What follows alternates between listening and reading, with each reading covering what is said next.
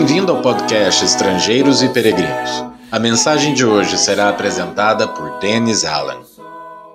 Durante as últimas semanas, temos dedicado as mensagens das sextas-feiras à santidade. E hoje nós vamos encerrar essa série de mensagens pensando sobre a necessidade de ir contra a correnteza, até no contexto religioso.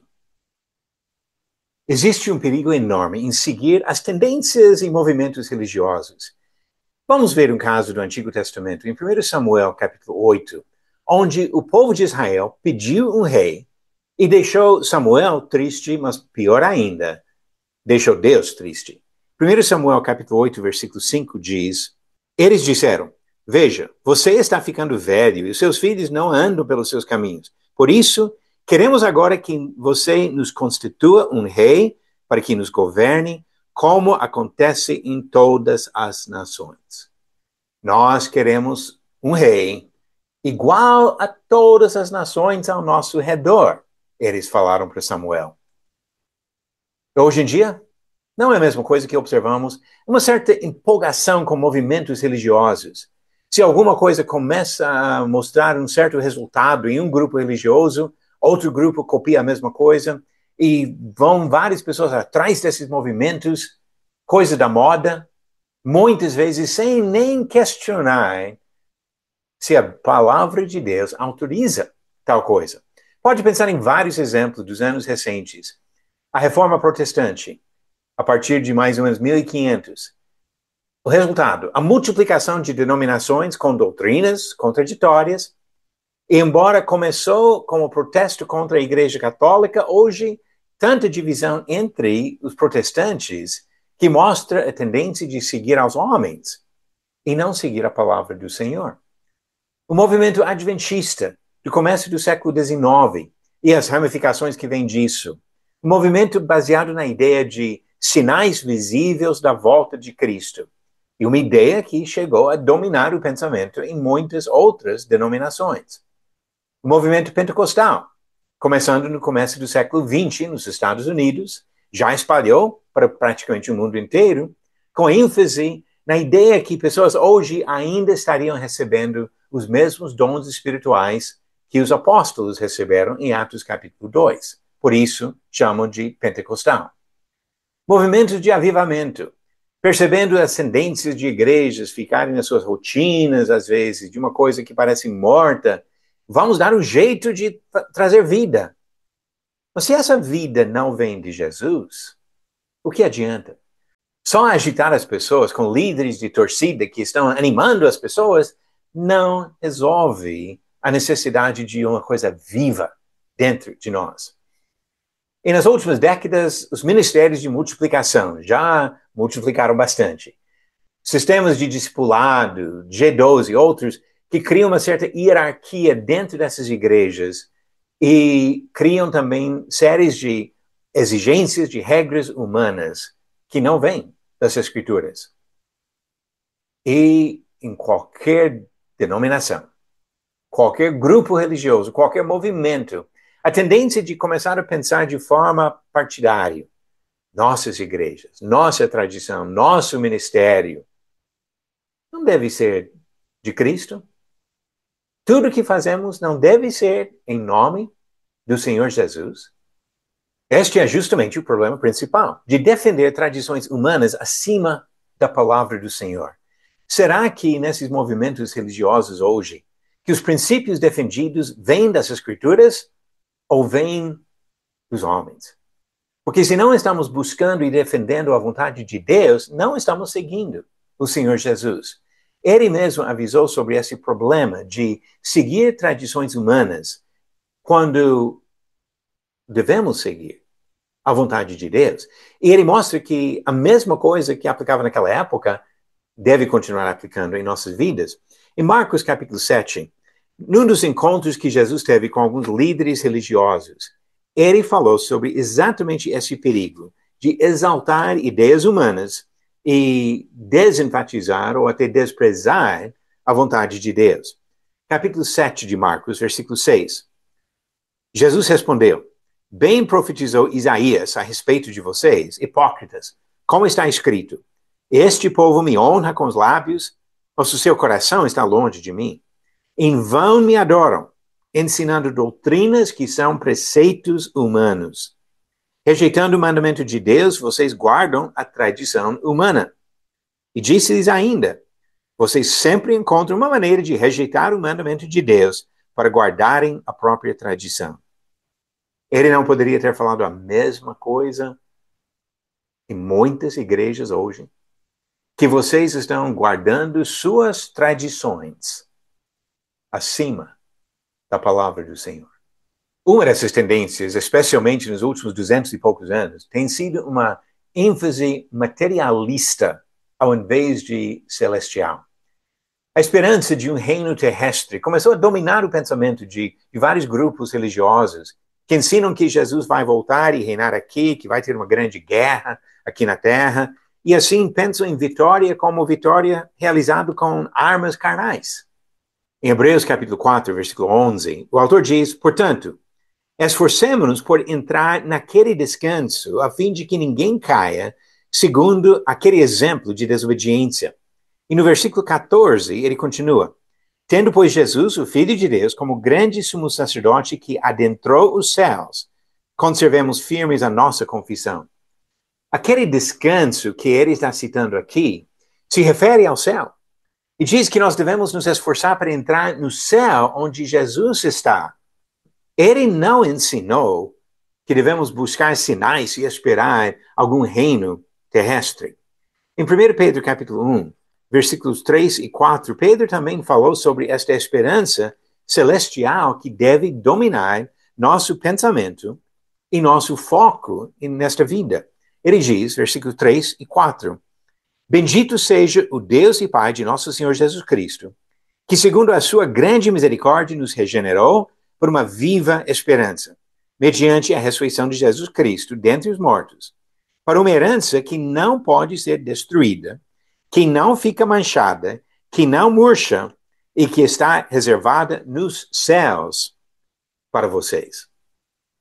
Ele não deu aqui uma esperança terrestre de um reino aqui, mas a herança é reservada nos céus. E assim, nós não devemos seguir essa tendência materialista de procurar as coisas desta vida aqui. Outro sentido vem no foco na prosperidade e na saúde. E como nós todos entendemos isso, a teologia da prosperidade domina em muitos grupos religiosos hoje. Mas Jesus ensinou outra coisa. Ao invés de imaginar que a vida aqui vai ser sempre de prosperidade e saúde, Jesus disse em Mateus capítulo 6, versículo 19 a 21, não acumulem tesouros sobre a terra, onde as traças e a ferrugem corroem, e onde ladrões escavam e roubam, mas ajuntem tesouros no céu, onde as traças e a ferrugem não corroem, e onde ladrões não escavam nem roubam. Porque onde estiver o seu tesouro, aí estará também o seu coração. E o apóstolo Paulo ensinou uma coisa interessante em Colossenses capítulo 3, que muitos desses grupos hoje precisam compreender que estão incentivando a idolatria. Colossenses capítulo 3, versículos 1 e 2. Paulo disse: portanto, se vocês foram ressuscitados juntamente com Cristo, busquem as coisas lá do alto, onde Cristo vive, assentado à direita de Deus. Pensem nas coisas lá do alto e não nas que são aqui da terra. E no versículo 5 ele diz que esse desejo de avareza é uma forma de idolatria. O próprio Jesus falou de uma ênfase até nas nossas preocupações no dia a dia, até do trabalho. O que estamos procurando quando trabalhamos? João capítulo 6, versículo 27, ele disse: trabalhem não pela comida que se estraga, mas pela que permanece para a vida eterna, a qual o Filho do Homem dará a vocês, porque Deus, o Pai, o confirmou com o seu selo. Trabalhe para a vida eterna. É claro que nós trabalhamos para ganhar dinheiro, para comprar comida, para sobreviver nesta vida. Mas estamos só de passagem aqui.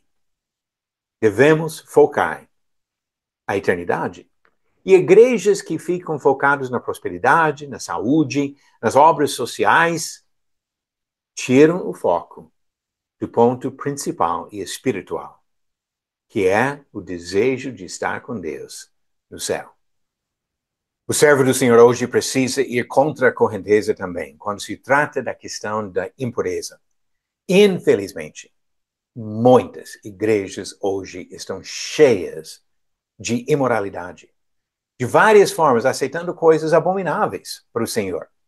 Quando purifica um membro do corpo, está ajudando a purificar o corpo. Então vamos começar com nós mesmos. Tirando a impureza, tirando a imoralidade da nossa própria vida, é uma maneira de tirar esta impureza e purificar o corpo do Senhor. Quando a pessoa recusa tirar o pecado, a igreja precisa agir para se purificar. Em Mateus capítulo 18, Jesus deu um processo para seguir no caso de pecado na vida de algum irmão. Falar primeiro com a pessoa, levar testemunhas, levar o assunto à igreja. Mas ele falou que se a pessoa não se arrepender, precisava ser rejeitada. Paulo fez a mesma coisa em 1 Coríntios capítulo 5. Até usou uma palavra forte, de expulsar a pessoa do meio dos irmãos. Em 2 Tessalonicenses, capítulo 3, ele falou de nos apartar ou nos afastar de alguém que persiste na desobediência da vontade de Deus. Ele não falou aqui de igrejas que aceitam toda forma de impureza. Venha como está e continue como está. Venha como está para se arrepender e aprender como servir ao Senhor. 1 Coríntios capítulo 5, versículo 7. Paulo alertou sobre o problema de fermento na igreja. A influência da imoralidade, quando tem aceitação, vai espalhando-se e afetando mais e mais pessoas. Quando pastores vivem na imoralidade ou defendem a imoralidade de familiares, isso dá permissão para a igreja toda praticar a mesma coisa. Mas Jesus não deu a permissão para isso. Nós precisamos continuar contra a correnteza dos movimentos religiosos. Se nós queremos fazer parte da igreja do Senhor, precisamos respeitar o dono. 1 Timóteo capítulo 3, versículo 15, fala para nós que a igreja é a casa de Deus. Não é minha casa, não é sua casa, a casa de Deus. Ele diz aqui, mas se eu demorar, você saberá como se deve proceder na casa de Deus, que é a igreja do Deus vivo, coluna e fundamento da verdade. Qualquer coisa que nós fazemos na igreja, e o fato é que todos os cristãos fazem parte da igreja, a igreja é composta de pessoas, então nunca o cristão está fora da igreja. E qualquer coisa deve ser feita lembrando que estamos na casa de Deus. E assim devemos agir conforme a vontade de Jesus. Jesus que morreu para estabelecer esta igreja, para tirar as pessoas do pecado e dar a vida eterna para os fiéis. E ele, conforme Paulo diz em Colossenses 3, versículo 17, precisa ser respeitado. Colossenses 3, 17, diz, e tudo o que fizerem, seja em palavra, seja em ação, façam em nome do Senhor Jesus, dando por ele graças a Deus Pai. Devemos agir conforme a vontade de Jesus. E se não ficar dentro desses limites, perdemos a comunhão com Deus.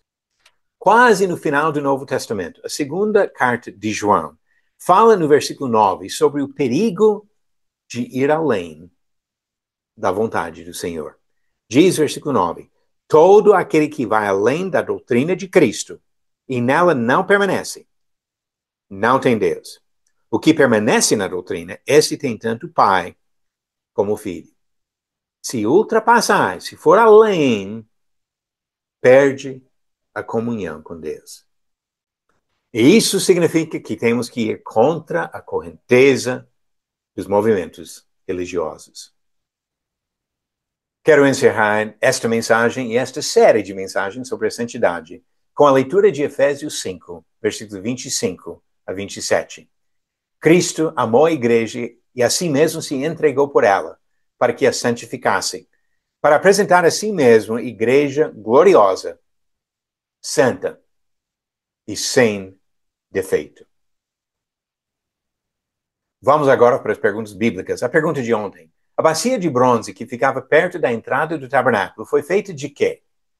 Alternativas. A. Anéis dos homens. B. Brincos das mulheres. C. Colares dos homens. Ou D. Espelhos das mulheres.